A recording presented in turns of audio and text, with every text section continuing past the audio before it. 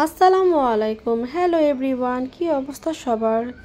আশা করি ভালো আছেন। আমরাও ভালো আছি আলহামদুলিল্লাহ। আপনাদের সবার প্রিয় আমি নওরিন, একটু সিক, কিন্তু যাই হোক আলহামদুলিল্লাহ, যতটুকু আল্লাহ পাক ভালো রেখেছেন আলহামদুলিল্লাহ সবাই আমার জন্য একটু দোয়া করবেন। তো আজকে একটা ভিন্ন রকম ভিডিও নিয়ে হাজির হলাম। সেটা হচ্ছে যে আমি এটা সিলেটে যখন গিয়েছিলাম লাস্ট জানুয়ারিতে, তো এইখানে যে আম্মুর খালাতো ভাইদের বাসায় বেড়াতে গিয়েছিলাম, আমার মামা লাগে।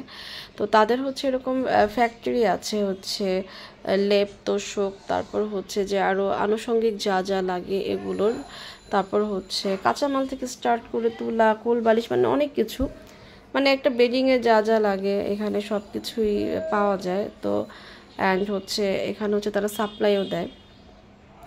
তো এটা মামারই একটা ফ্যাক্টরি। তো আমরা এতদিন মুখে শুনতাম কি, নানু যখন বেড়াতে আসতেন তখন আমরা আমি বেড়াতে গিয়েছি আম্মু নওশিনকে নিয়ে, বাট মামার সাইডের এই সাইডটা বেড়ানো হয়নি, সিলেটের এই সাইডে। তো এবার মামার বাড়িতে বেড়ানো হলো। মামা না, শুধু মামাদের, অনেকগুলো মামাই থাকে এখানে, কাজিন সহ। তো এবার নিজের চোখে দেখে নিলাম। অ্যান্ড যেহেতু এই টাইপের ফ্যাক্টরিগুলো এভাবে কখনো ভ্রমণ করা হয়নি, ভিজিট করা হয়নি, বা নিজের চোখে এই মেশিনসগুলো দেখা হয়নি। তো আমাদের সৌভাগ্য হয় এই ফ্যাক্টরিতে এই নানান ধরনের কাঁচামালগুলো দেখার। তারপর এই যে একটা মেশিন, এটা আমি দেখলাম।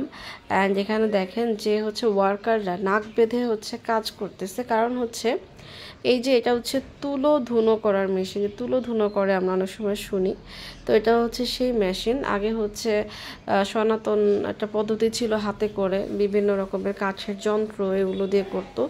বাট এটা ডিজিটাল যুগ, আধুনিক যুগে এখন এরকম মেশিন হয়েছে।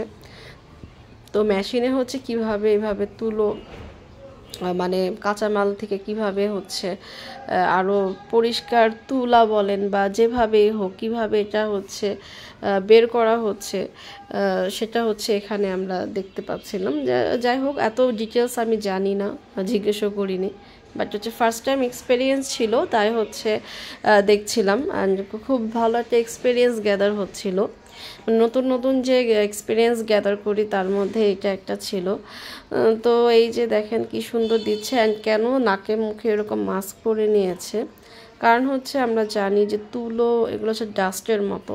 তো এটা যদি নাকে মুখে যায়, এটা কিন্তু নাক মুখ চুলকায় বা অনেক সময় অসুখ বিসুখ হয় এরকম পেটে গেলে। তো এর জন্য একটা সেফটির জন্য অনেকে নাক মুখ বেঁধে নেয়, এটাই করা উচিত নর্মালি। তারপর এই জায়গাটা আমরা অনেকটা টাইম নিয়ে আমি একটা ভিডিও করি। আমার কাছে বেশ ভালো লাগছিল, কারণ আমি যেটা বললাম যে এরকম মেশিন তো আগে দেখি নাই। অ্যান্ড দেখে খুব ভালো লাগছিল। তারপর এই সাইডে গেলাম। তো এই সাইডে যে আমার এখন দেখে মনে পড়লো যে ওই আঙ্কেলটা বিয়ের কথা বলছিল, যে আপনার 2 নাতিনকে বিয়ে দিবেন কি না, এরকম মজার মজার কথা, মানে মজা করছিল, আবার সিরিয়াসলিও দেখে বলছিল এরকম।